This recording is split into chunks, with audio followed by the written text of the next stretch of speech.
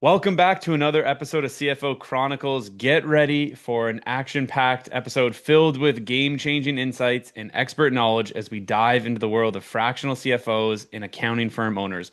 Our guest, Brett Frevert, is the founder of CFO Systems, a team of professionals dedicated to helping clients navigate the financial side of their businesses. With over a decade of experience and a track record of success, Brett is here to share his valuable insights on branding, client acquisition, and scaling in the finance and accounting world. Brett, welcome to the show. Thanks, James. Good to be here. Appreciate your time and enthusiasm. Awesome. I'm looking forward to it. We've had this one on the calendar for a bit, so we're finally getting a chance to record. I would love to jump right in. Can you tell us about your journey to becoming a fractional CFO and founding CFO Systems? Sure. Interesting. So the short version is my career followed the very traditional CPA model of, all right, CPA for in public accounting for 7 years, jumped across the desk, worked for a corporate client through an IPO, numerous acquisitions, and then we sold that company. I bounced around to a couple different, a very large company and then a very small company. And in summer of '04, I saw this opportunity and saw this need that there are a lot of middle market and lower middle market organizations that would really benefit from a true CFO, but don't need a full-time CFO. And a full-time CFO would hesitate to go to these 30, 40, $50 million organizations because you're really only using your CFO skills part-time. And so I had that brainstorm that, you know what, I could work for three of you guys at the same time and proposed it. And it was universally just unanimous response was, that's absolutely stupid. There's no such thing as a part-time CFO. Do you want the job or not? I say, yeah, I don't want the job. And fast forward to fall, late October of 2004. And the small real estate firm I was working with came to the same conclusion. We don't need a full-time CFO. And so we parted ways, talked to a couple of mentors and hung out my shingle and said, you know what, there's a thing here. And coming from the real estate world, I called it timeshare CFO. It's now evolved in fractional CFO, and it took off. It just absolutely took off right away. Yeah, amazing. What's your take, and it may be a little bit controversial, but what's your take on, I mean, it sounds like everyone and their dog is a fractional CFO now, or everyone is doing advisory. And then when you dig in, not everyone is. There's a lot who do it really well and they price accordingly and they bring the right value to the table. And I think there's a lot who are playing fractional CFO and advisor. How do you, I guess, define or differentiate being a true fractional CFO and maybe some of those who are aspiring to become a CFO but aren't quite there yet, whether it's the clients they're working with, what they're charging, or what the deliverables look like? Wow, that's about a 3-day seminar, James. Um, so the interesting thing is there's not a hard and fast definition of CFO. You know, by definition, it's the chief financial officer. So if you're a $20 million company, whoever is head of accounting is somewhat the chief. If you're at Union Pacific or Berkshire Hathaway, the chief financial officer is much better defined. So in our space, in this middle market, lower middle market space, you said it well. Everybody and their dog is becoming a fractional. And I think Deloitte did a study. They said that in the last year or so, there's an 80% increase in the number of LinkedIn profiles that now are fractional. I believe So it. it truly is. And you're spot on. Some people are extremely talented and absolutely the right personality, the right skill set, right for this space. Others are, and this is where it gets a little bit delicate, but you jumped right in. Probably the best illustration is there's a very specific one particular entity marketing themselves to accountants And their tagline is bookkeeper to CFO in 90 days. Just imagine that. Bookkeeper, CFO, 90 days. So the the challenge is, the risk is that good people slogging away in the corporate world are saying, "Boy, I'd like to be a CFO, and these guys can teach me in 90 days, and it's only, several $1,000s." And they go and go through the process, and then the rest of the story is we get calls from client or potential clients from some a corporate leader, organizational leader, and they'll say things like, "So, are you guys real CFOs?" And these calls started coming in about a year ago already, and I'd say, "Yeah, absolutely. That's an interesting question. Why do you ask it?" Yeah. And they said, "Well, we've got a guy, and he says he's a CFO, but he's really more like a bookkeeper. And we need somebody that's strategic, that looks forward, that understands modeling." I said, "Well, take a look at our website. I mean, you'll see the profiles and the resumes of the people on our team. And yeah, we're actually very legitimate, very experienced CFOs. We also have controllers. We also have bookkeepers. Um, but if you want a CFO, we've got CFOs." That's wild that that's even a question coming up from like the end users now, the business is asking, are you a real one or are you, you know, did you get the certification in the last 60, 90 days? I mean, as soon as you said that, a light bulb went off of thinking when you go to school to get a degree or get a certification, it's not get like you don't go to university for 90 days to get a certification. You have to put in the time, you have to have the experience, you have to get the knowledge, go work for a bit and bring that into, I think, to truly get some of that experience and then absolutely go out on your own. And it sounds like that's what you were doing. So the aspiration of some who just want to dive right into being a CFO without the proper experience, it seems like there's a big piece that's getting missed. There is a big piece, and this is not intended to be a sales pitch, but if you look at our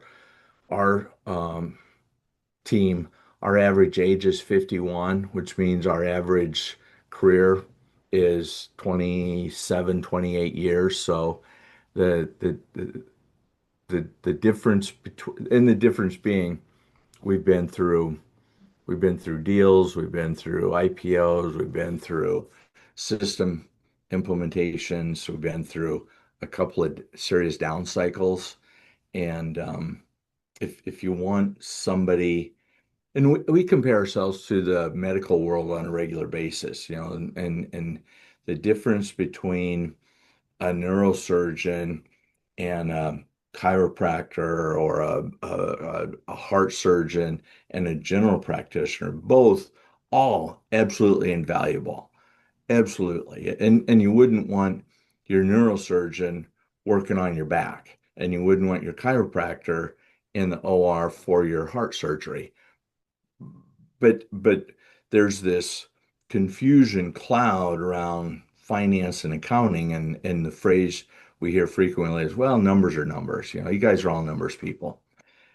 Yeah, but it's very different between being a bookkeeper, a senior accountant, a controller, an FP&A professional, and a CFO. That's a great analogy. And as a profession, I 40 years in the profession, we've done a horrible job of defining the differences. Yeah, that's something I've noticed on our side, marketing for other accounting firms and fractional CFOs. It's the education of, again, the end user, the individual reaching out, the business owner. They, for the most part, not to group everyone in the same spot, but many just think, yeah, well, I just need accounting. And it's anything that falls under that umbrella. It could be your bookkeeping, could be help with a tax return, or it could be help optimizing cash flow, but it's just referred to as, oh, I need an accountant. Yep, yep. So It is there's a lot of education that goes into it all. yeah. But Brett, tell me, so your company works with a diverse range of clients from startups to multi-billion dollar organizations. Can you share with us a particular something particular challenging or a transformative experience you've had while working with a client? Oh, wow. Those are always the fun ones. The case studies James. You got to be careful what you ask for because I can tell you 20 years of case studies. Everything. We just had a conversation last night. One of my favorites was a smaller family-owned dairy that we started out with a relatively small project. Sometimes our projects read like a Disney movie script. Okay. The banker's coming in, they're going to shut it down, they're going to foreclose. We put a stop to it. We helped them evaluate a different product line. Actually, talked some of the shareholders into sticking with it for another year. Don't shut it down and write it off yet. And in 3 years, went from let's shut this down and went from the bank shutting us down to heck with it. We put 3 million bucks into this and not getting anything to, all right, this unit paid $1 million in distributions, and then we sold it for 4 million bucks. So you look at the math and say, okay, you guys were ready to one, the bank was going to shut you down, or you were going to take a $3 million write-off. Instead, we got you $5 million to the good. That's awesome. Those are the fun ones, that's just absolutely fantastic. Um, Another great one, there's a independent equipment leasing company that was good owners, good people struggling with their financials and organization and how to really capitalize a finance company. And in about 15 months, we went from chronically overdrawn to um, talking to several of the big U.S. and European banks to the point that this is smaller town Nebraska, and we had four $250 million term sheets on the CEO's desk. I said, we just brought $1 billion into small town Nebraska. Wow. And it's stuff like that's so fun and so rewarding because one, we're very competitive, right? There's a lot of high school and college athletes on the team, and so we're very competitive. And two, we look at the number of jobs that we save and the number of jobs that we create and the economic activity of having high quality financial information, financial systems, financial controls, and those. As I said, I could go on and on and on. We got That's dozens amazing. of them. The ripple effect is so cool.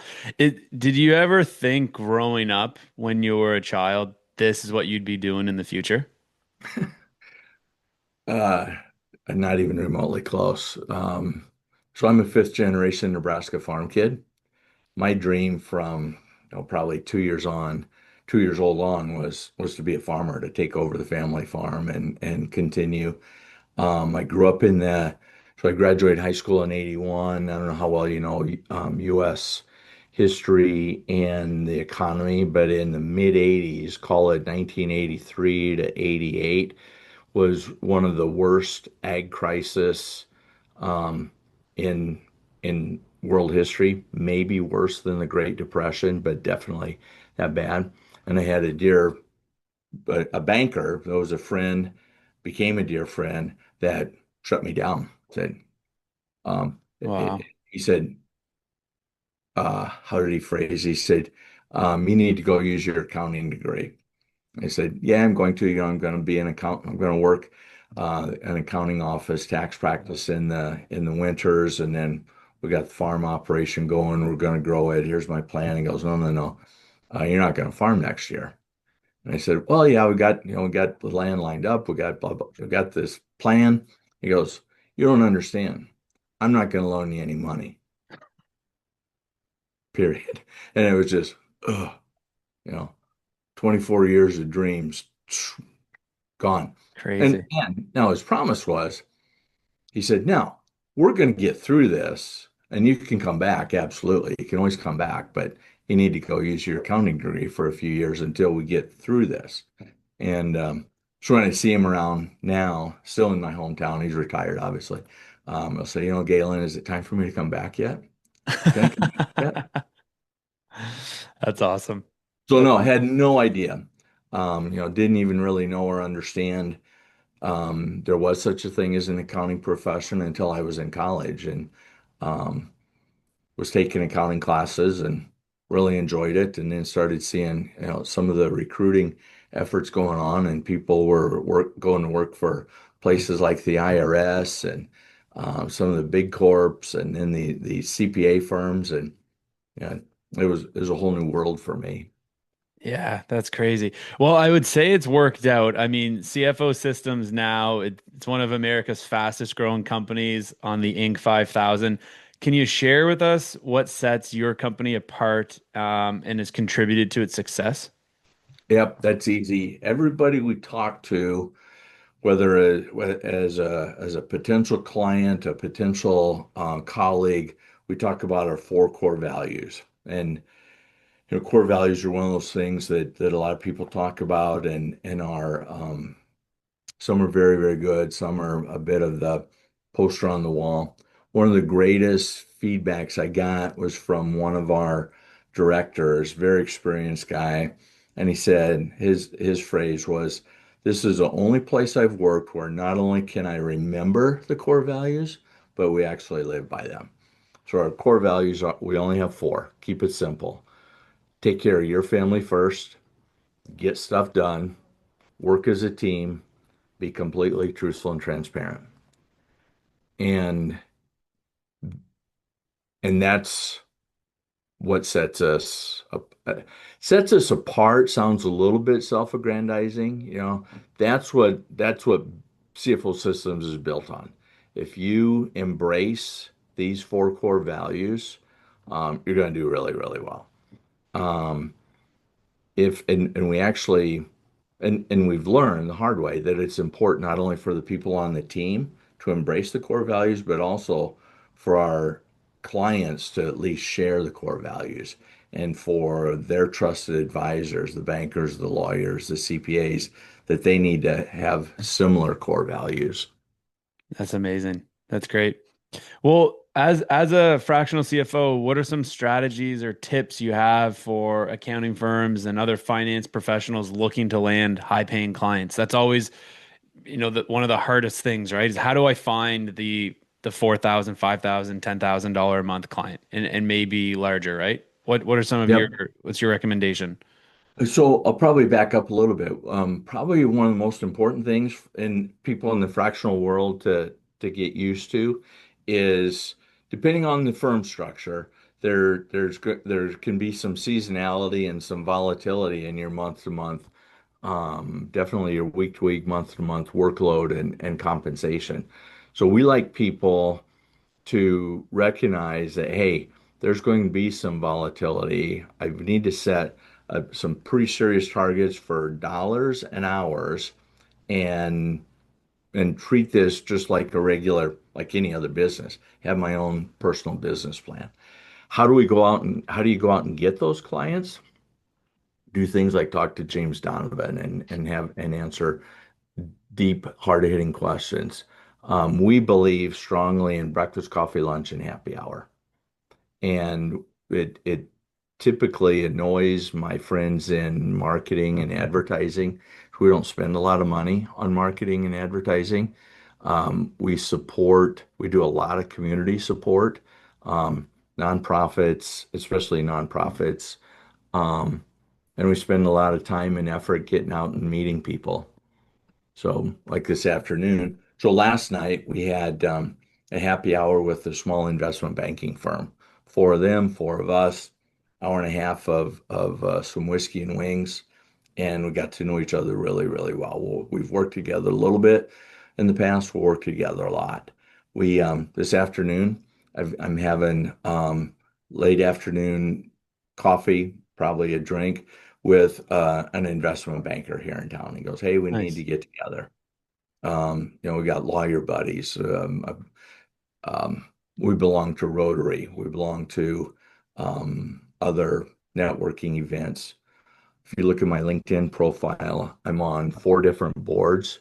They're all nonprofit boards, and I use my accounting experience to lead the accounting and or the audit and finance committee or the comp committee. So that's how we find clients. And I appreciate you mentioning Inc. 5000, fastest growing. We've been on it 9 times. So That's the awesome. challenge, the risk is always, well, wait a minute, we've got some pretty good laurels. We can't really rest on them. But 9 times in 11 years, our our model works and works pretty darn well. Yeah, wicked. Shout out to Rotary. I actually went to Sweden after graduating high school and did a Rotary exchange and played hockey there for a Wow. year. So I hold a Rotary holds a close spot in my heart.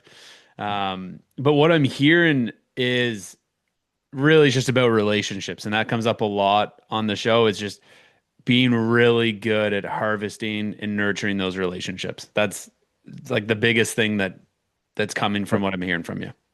Yep, absolutely. We also have a concept. We teach our people of 4 levels of conversation. And first level is begging, second is selling, third is marketing, and the fourth is relationship building. So we say absolutely don't beg. We don't say, hey, do you have any work for me? Do you have any clients that need us? Second, selling. We don't sell. There's again another entire industry of people that will very cost effectively annoy 10,000 people on your behalf. They can send out emails and LinkedIn messages very inexpensively. So we make sure people do not beg or sell, but marketing is really, and I describe it as, imagine you're writing a research paper again. So in which you've just done. Tell me about you. How'd you get started? Why'd you choose accounting? What are some of the challenges you run into?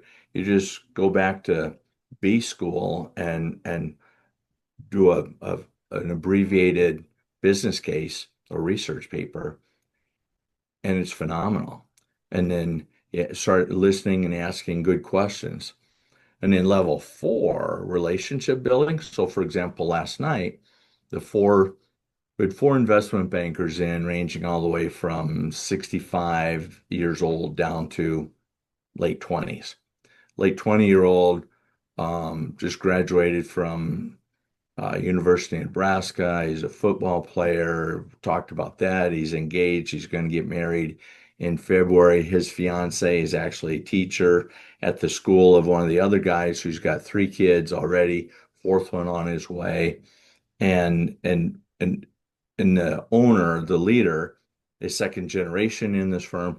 And so, in an hour and a half, we get to know each other really, really well. And the difference between an hour and a half of level 4 conversation, a little bit of level 3, quite a bit of level 3, but some level 4 gets that connection so much tighter than, you know what, I read a book way, way, way back when, and the author said, all things being equal, people would rather do business with a friend. Now, all things not being equal, people would rather do business with a friend. So Interesting. that's our oversimplified approach. Yeah, Go out and cool. make friends. Appreciate you sharing that. Um, in your experience, what are some common mistakes that accounting firms and financial professionals make when it comes to branding and marketing themselves? Um, Probably 2 key ones that I've seen over and over. One is thinking that their newsletter is an opportunity to be an abbreviated accounting text. So, I subscribe to as many as I can. And a lot of them come out with hey, here's the new tax rules and this is what it means, blah, blah, blah, blah, blah. Or here's the new depreciation. I look and I think, that's why I hire you. I don't really want to be a tax expert. Can't be, don't want to be. I just soon hire you. You tell me you're a tax expert. The other one thing is, so trying to teach people their trade, I think is just a horribly misguided effort. The other thing that we see would be somewhere along those lines saying, hey, we're the smartest ones in town, and let me tell you how much better we are than the others. Like, there's a lot of really good CPA firms. There's a lot of really good CFO firms, a lot of really good A lot of really good podcast leaders. Um, Probably, to have the arrogance to say we're the best and the brightest or the smartest or the fastest or anything like that. It's it's self-delusion. And the firms that say that, um, I just discount them. Interesting.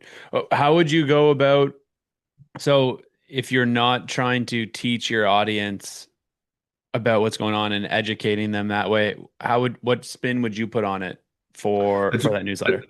that's a really good clarification.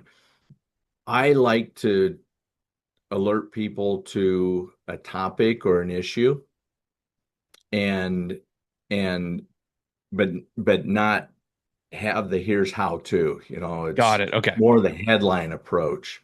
Back in the old days, Wall Street Journal created this approach. Front page, they'd have two lines and then rest of article on page seven. And so our newsletters have always been like that, hey, Bill Gates gave a commencement speech at Stanford University and talked about this, hot link to the rest of it. Um, Got it. so Got it. Okay. Now, right now, obviously, a lot of the hot things are the Fed and the interest rates and maybe even tariffs and maybe some of the tax laws. But we'll just say, here's a hot topic, and there's a hot link if you want to read more. Part of what, so, part of part of our culture, part of our DNA is many of us have been CPAs and we've all been corporate controllers and CFOs. So we've been on the side of the desk when consultants are coming and pitching their wares and giving us the 13-page brochure and telling us how good they are and telling us all the things they could do if we just pay them money. So we know what it's like. And so we don't do that. Perfect. No, I appreciate you clarifying that. It'll be really helpful for everyone. Um, Last question for you to tie a bow on it all. What's the best piece of advice you've ever received?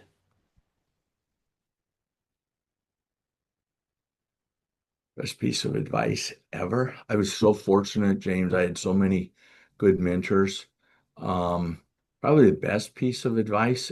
Um, Actually, I'll hone in on one. One of the CPAs I worked for at Deloitte said, you have to figure out how they make money. What is the real business and how do they make money? And then the accounting and systems, everything else, builds around that. Love that. That's cool. Really figuring out what's the biggest lever to pull on. Yep. Awesome. Yep. Brett, thank you so much for coming on, sharing all of your wisdom and knowledge, and congrats on all the success. Year number 10 for the Inc. 5000 coming up. Yep. Um, where can people get in touch with you if they want to continue the conversation? They want to reach out. What's the best way they can continue the conversation with you? Quickest and easiest will be on LinkedIn, Brett Frevert. Fortunately, I've got a bit of an unusual name, so Brett Frevert or CFO Systems, or they can go to our website, CFOsystemsllc.com. Um, our landline, office number is 402-888. I'm gonna embarrass myself. I don't know. That's okay. Scratch this part of it, James. LinkedIn's the best spot. LinkedIn It's or the easy. website. Yeah, Yeah, sounds great. We'll put that stuff in the show notes so people can get in touch. Again, Brett, thank you so much for coming on. I really appreciate it. This was awesome. fantastic. Good to meet you. Thanks. Thanks for tuning in to this episode of CFO Chronicles, the secrets behind success. I hope you found value in today's conversation. As we wrap up, I'd love for you to do two things. First, make sure to subscribe to this podcast so you don't miss any future episodes. If you enjoyed today's discussion, please rate and review the show. It helps others discover the insights we share here. Second, if you're ready to take your business to the next level and attract the high-end clients you deserve, head over to accountingleadsnow.com or click the link in the show notes to book your strategy call. It's time to position yourself as the advisor your clients need. And don't forget, you can connect with me on LinkedIn to stay up to date on what's happening in the world of accounting and financial growth. We've got exciting topics coming up, so stay tuned for the next episode of CFO Chronicles. Until then, keep pushing forward. Your growth is just one strategic move away. Thanks for listening to CFO Chronicles, the secrets behind success. We hope today's episode provided valuable strategies to help you attract more high-paying clients. Be sure to subscribe, follow, and share with fellow professionals. Connect with us on LinkedIn and leave a review or comment to join the conversation. Your feedback helps us bring you the best insights in finance and marketing. Until next time, keep striving for success and unlocking your business's potential.